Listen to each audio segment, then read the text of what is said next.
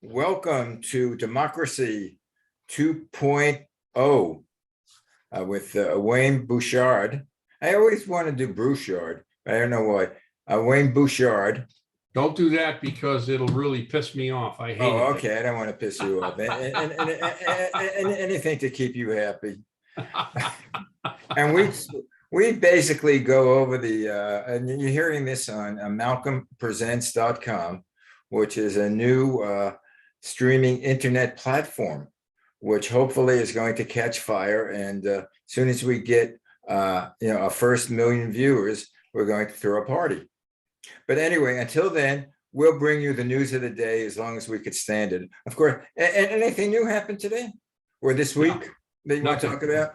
Nothing really to mention much. There was a little bit of a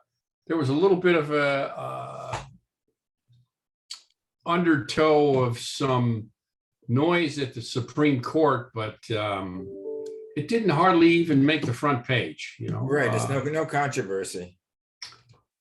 Yeah, it was an interesting leak from the Supreme Court, as everyone obviously already knows that the Supreme Court is positioned to overturn Roe v. Wade, and they leaked a draft opinion that was, I believe the vote was 5-4, with Justice Roberts siding with the quote liberal justices.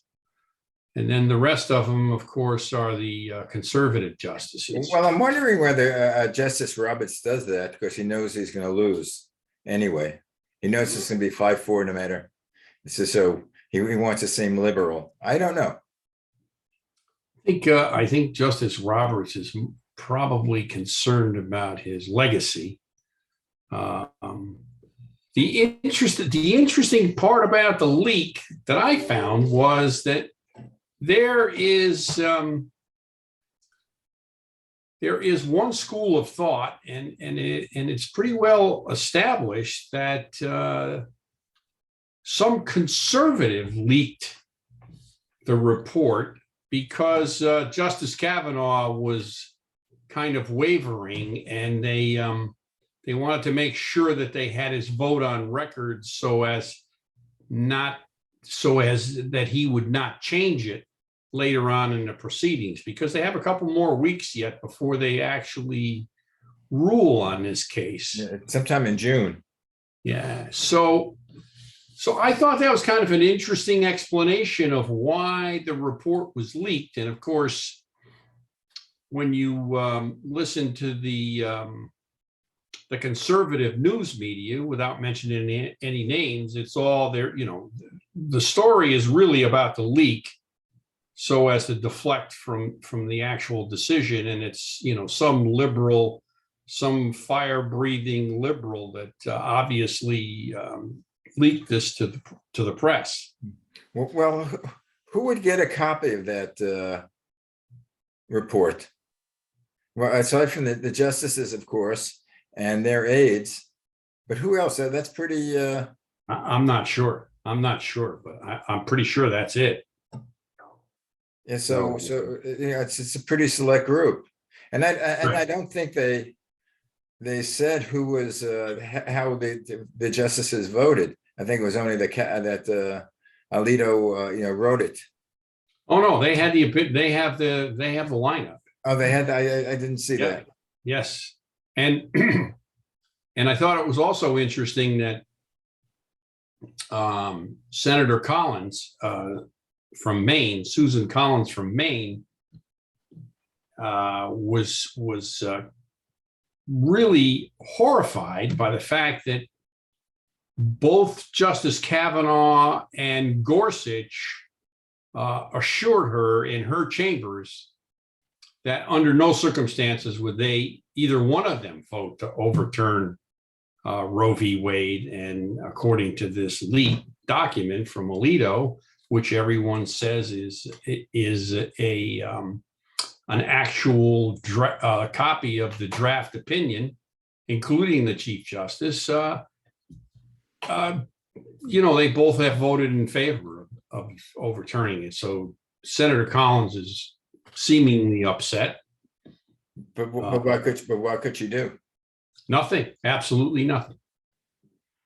Except say that that they promised her in the hearings. And then she says, well, if I had known they were going to vote that way, I would have not voted for their confirmation. Well, as kids, what they used to say, if you went back on your word, they say, so sue me. Yeah, right. So sue me. Yeah, that's why that whole process of interviewing the justices, before they're, they approve of them or not, is to me just a waste of time, because you could tell what a justice does by what he's done before. I mean, take a look at their records. Correct. What do you have to interview? Some of these justices have not leaned in. If you're an attorney and you're a judge and you're on an appeals court or one of those higher courts, you're not going to let anybody know what your opinion is if you have aspirations to go to the Supreme Court. Yeah, but it's only what your ruling is. What you could judge is somebody from the past rulings, if they're, unless they were just coming out of left field. Correct. But, like, if I know your history, I pretty much know what you're going to do. You should. A couple of other interesting facts is that the case also overturns Planned Parenthood versus Casey, a 1992 opinion that significantly cut back on the rights of abortion, and that will have some downstream effects on some other cases. Yeah, well, the one I heard was also same-sex marriages. Same-sex marriage. And there's another case in Virginia, I think that pertains to interracial marriages. Yeah. Contraceptive, sodomy laws, all sorts of things. We seem to be going back in time. Yes. They read last night on the news that I was watching, they read the 25 other nations in the world, 25 nations in the world that have banned abortions. And most of them you wouldn't even recognize. They're all third world countries. Well, we're going like what, back to the future. I think maybe we should get a ship, like the Mayflower, to do so religion won't be part of the structure of our government. I thought we took care of that. I thought there was supposed to be a separation. One of the major reasons why we came to America, wasn't it? Yeah, I thought there was supposed to be a separation between religion and state. Correct. There is. That's another thing that will come up with this court this year is vouchers and school payments. Yeah. I think the church should be paying taxes. Absolutely. The Catholic Church has more money than God. And why would they not be paying taxes? I think to get back to this ruling, though, another interesting part about the ruling is that these states, because, and it's a complicated process, because overturning Roe v. Wade will send the decision back to the individual state. So they're going to be somewhere in the vicinity of 28 to 30 states that will pass abortion laws restricting abortions. And then the rest of us will, California, New York, New Jersey, et cetera, will be, will still allow abortions. One of the other things that is tied to this ruling is this fetal personhood. So that will make it easier to conceptualize the fetus as a distinct person in law. And in doing that, they'll be able to prosecute people for having abortions. Yeah, they said that they were charging with murder. Correct. So they will be charged with homicide. Now, The Texas law has already tried this, and they dropped the case. now, if they're people, the fetuses of people, can you claim them on your income tax as a dependent? Interesting question. We'll have to write to our Secretary of State and ask. Because if they're a person, then they're a legal entity. Then Right, it's a dependent. And then does the church or whoever, the government, do they support the mother during her period? And when the child is born, if the mother doesn't want to give it up to adoption, which changes a lot of people change their mind after the child is born, would the state then be responsible for supporting that child? These are all questions that have to be asked and answered. Yeah. The obvious end game for the conservatives is to have a nationwide abortion ban. Yeah, in order to accomplish that, they're going to have control of both the Senate and the House and the White House. The Republican trifecta, so to speak. which might be doable in the year 2024. Right, and the Senate then can get rid of the filibuster and have a total abortion ban. Now, one of the things that's really aggravating to me, I don't know how you feel, but this has been going on for at least 40 years. Since 1980, they started, the conservatives and the religious right have started to pack the courts, not only the Supreme Court, but lower courts, with young conservative judges. And some of these guys and gals are really out there. And the other day, when this opinion was leaked, it was like, oh my God, where did this come from? Well, where were you people sleeping under a rock? I mean, I'm talking about intelligent people who had no clue that this was even close to happening. And the interesting part about it for me is I can remember talking to my daughters about this, and because they are apolitical, they don't read newspapers, they don't they don't need all this stuff, and they didn't participate in this, and some other people that I know, now all of a sudden they're shocked. They have, as I said, they have been working on this for the last 40 years, and you got to give them credit. They stuck to it. Perseverance. They stuck to their guns. They had a plan, and now they're going to succeed.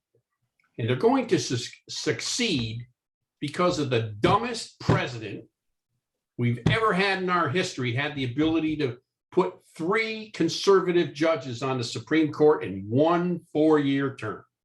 Yep. And McConnell, vetoed Obama's opportunity to have a Supreme Court justice, and the Democrats should have gotten rid of the filibuster at that point in order to be able to get their guy on the Supreme Court, but they failed. The Democrats have failed the party and the people of this nation horribly over the last 40 years. They have their heads in the clouds. The Republicans are right. They are a bunch of elitist snobs, and they don't pay attention to what's going on in their backyard. They have no clue whatsoever.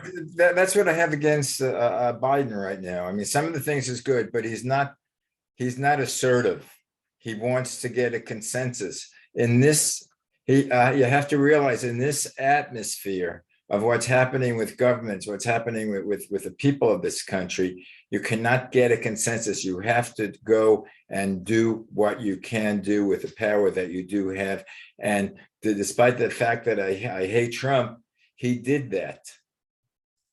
He used his power, and he used everyone around him to get, and that's how he got elected president, was convincing the religious right that he would appoint conservative justices. And he did.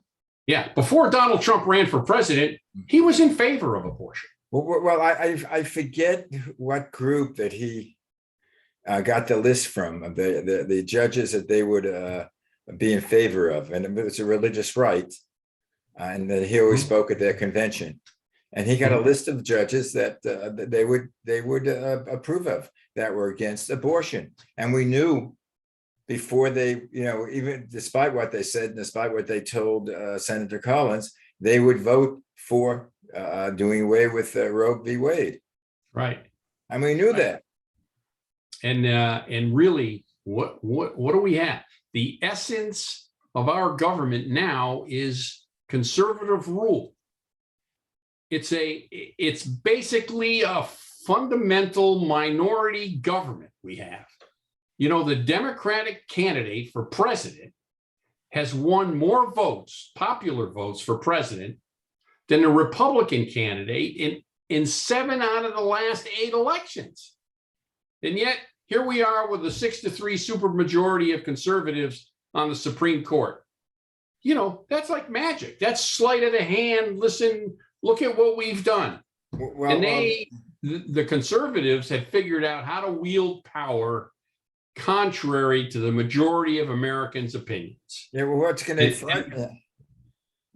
be frightening is and I'm not sure how they're going to do it, but I know they're trying to do it, is to win the state legislatures over, and to when the election comes, when the 2024 election comes, they could overturn what the people voted for and I forget the exact reason there is, or I never knew it, but they could, I think it's the Secretary of State or one of them can invalidate and change it and have their own electoral people come in versus the ones that were elected. That's why, number one, we should do away with the Electoral College and make it a popular vote. Absolutely. It'll never happen as long as they're in control. And then there should be a way of, which I don't know how you do it, that each senator is an equal. I don't know why a senator from New York or senator from California has the same vote as a senator from Delaware or the senator from North Dakota, where there are 3 people in the whole damn state, but they have the equal power to vote as someone that has 15 million people. Well, as my friend Joe Lieberman once said a long time ago, the United States Senate is the most exclusive debating society in the world. And that's the way it was set up by the founding fathers. The House of Representatives is configured by population, but each state has 2 senators.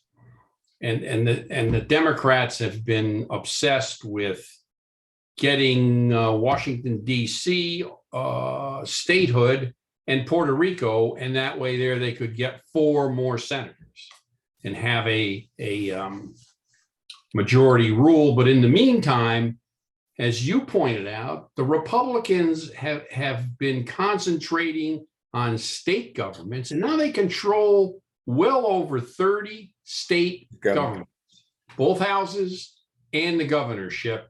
And when it comes time to run around and figure out who won the election by hook or by crook, it's going to be the Republican. Well, again, what I'm disappointed in is not necessarily the representatives or the senators. I'm disappointed in the public who still votes, who still approves of Trump, who still would vote for Trump. Mm-hmm.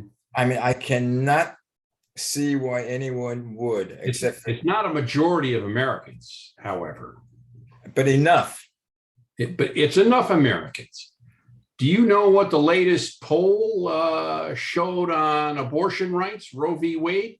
Do you know what the percentage of American public want to turn, a ban on abortions? Do you know what that percentage is today? How much? 28% of Americans. 28%. So do you think maybe this might be a good thing where the if the Supreme Court overturns Roe v. Wade, that there would create a groundswell where the independents and the ones on the borderline would vote Democratic, so they wouldn't give the House or the Senate to the Republicans? Could it be backfiring on them? I kind of doubt it, because the Republicans have a way of developing a basic fundamental message to the American people. Mhm. And remember, they have, the Electoral College, they don't have to win the popular vote. No. And in the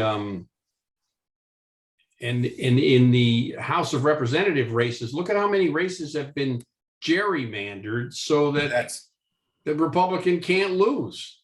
Yeah, well, as I said, what we talked about is the other show, and how basically the representatives, the minute they take office, they really don't legislate.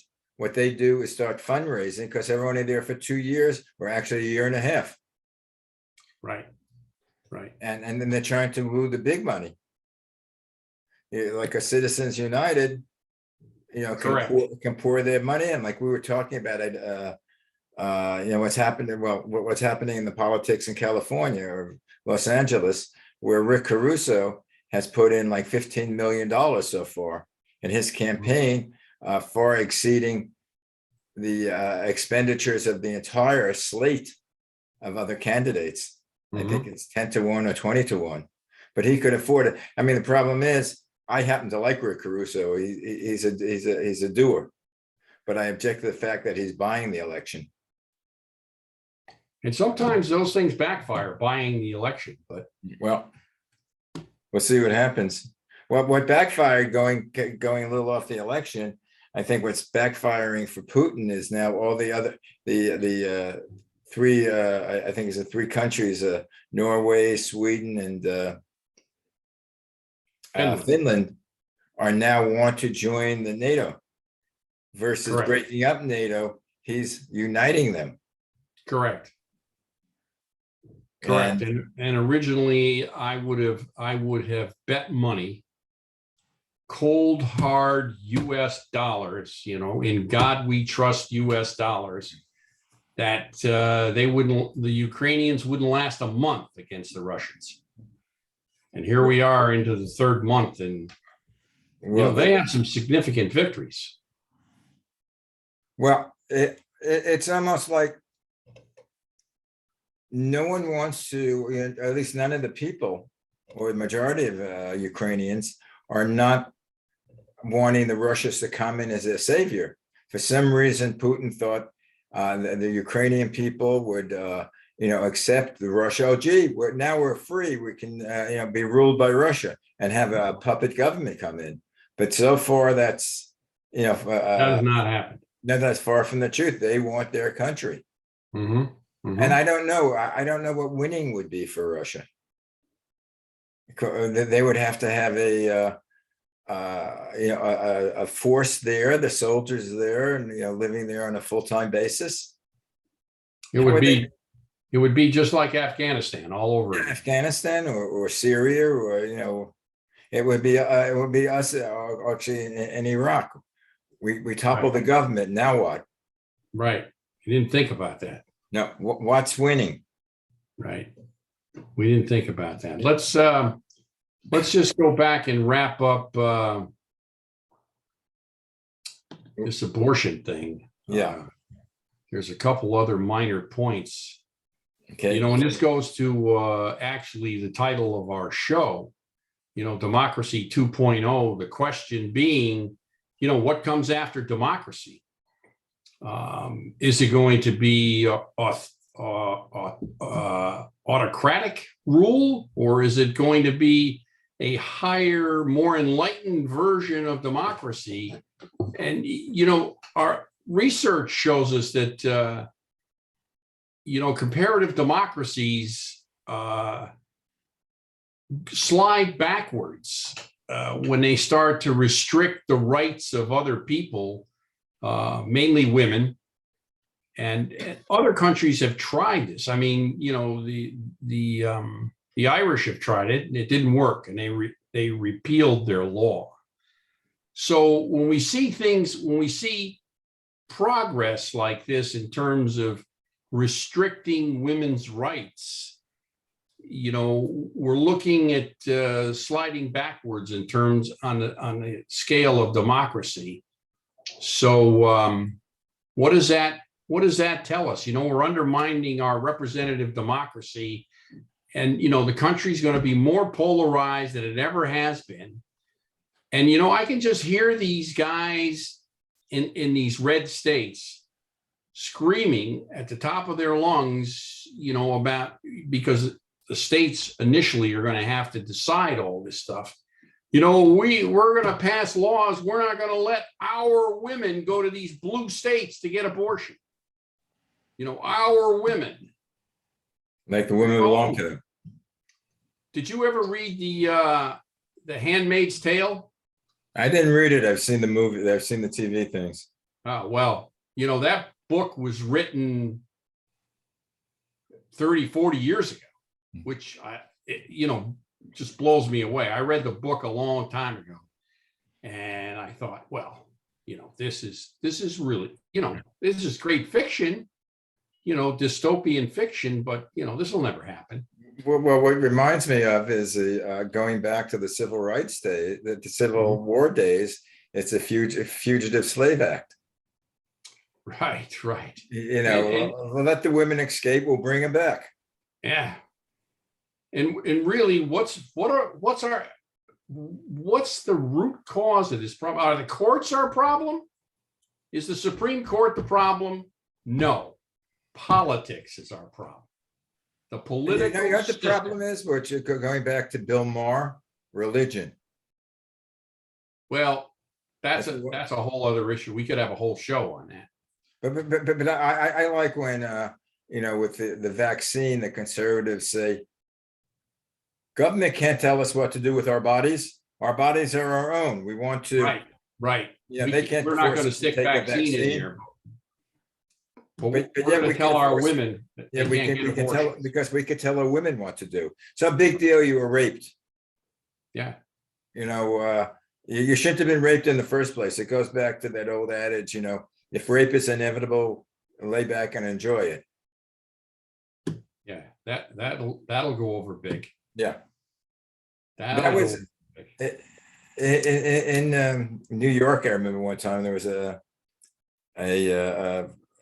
newscaster. Actually, it was a weatherman, Tex Antoine. I don't know if you heard that name, with Uncle Weatherby. Mm-mm. So he had one line. He was thrown off the air. He said, "Rape is impossible. A woman with her, I forget. A woman with her man. A man with his pants down can't run faster than a woman with her skirt up." And he was thrown off the air for that. Well, he should have been. He should have been. Otherwise, he was, It's not something that should be joked about. I know. And it's a serious issue. problem, and a serious problem about the child being abused by their own parents or a relative. Mm-hmm. And none of this, and the kid has to, bear the child. In a lot of these, red states. Don't make no sense. And then what we haven't even gotten into, have you seen what the stock market has done in the last few days? Well, it's like a yo-yo. I don't understand it. In fact, I don't understand why, if inflation is high, why we have to raise the interest rates. So that means people can't buy as much anymore. Right. And then, undoubtedly, when we have all these, when we used to have all these recessions, they were always caused by the Federal Reserve tightening too tight, too fast. And I have a sneaking suspicion that the Federal Reserve is now tightening too much, too fast. Or some people say, We will end up in a recession, which will play right into the Republicans' hands for the 2024 it's election. funny, no matter what happens, no matter which way he goes, the Republicans are going to blame, Biden. And, you always hear that, well, Biden is really not directing the government. He's feeble. He's this and that. But then again, when I hear the liberal newscasting, I get disgusted with that also, because they're not giving us the news, they're giving us opinions. And they have the progressives, have their head in the clouds. They're not talking about core issues that the average American people are concerned about. They're not talking about those things. They're talking about things that are lofty positions and very progressive from the standpoint of political thought. But, the people who are trying to figure out how to buy their next tank full of gas, Right. or the people who are trying to figure out how to pay for their groceries don't give a damn. Right. Don't care about those things. That's just a dollar and cents thing. What I find people talking about now is, look, every time they pass a gas station, especially in Los Angeles, they say it's over $6 a gallon. Yeah. Well, And then they go to the, everybody's talking about you go to the market, and all of a sudden this product that was a $1.50 2 months ago is now $4.50. You go, oh my God. And so that's what people care about. But anyway, we'll talk about more what people care about next week, because our time is up. okay. Okay. You have a good week, and Thank you, take you notes. too. And I'll see you out in California next week. Oh yeah. Will we be doing a show? Are you going to take your computer with you? Yes, I'm going to try. Take your laptop and we'll do the show from Del Mar. Okay. In fact, maybe we'll do it from the track. You go the track when you go there? No, I don't know if Del Mar is running, don't know. but I know that this Saturday is a Kentucky Derby. Yes. See you later, kid. Take care. Bye. We'll see you. Bye now.